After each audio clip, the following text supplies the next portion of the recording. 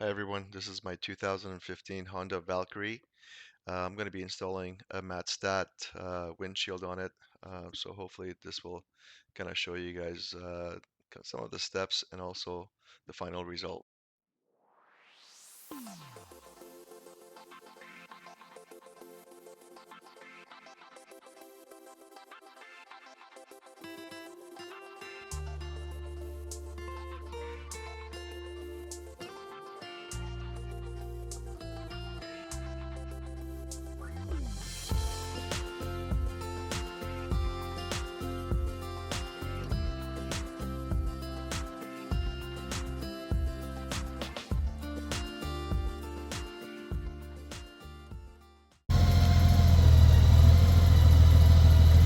So done with the windshield.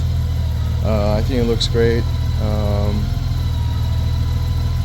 I didn't really get into any hiccups with the installation. It was pretty straightforward. The instructions are pretty well laid out. It took me about 45 minutes. I took my time.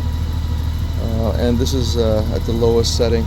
It's actually fairly easy to move it forward and back, up and down. So you'll have to play with it and get it at the right height for you. Well, enjoy. Hopefully I'll give it a go later today to try it out. Cheers.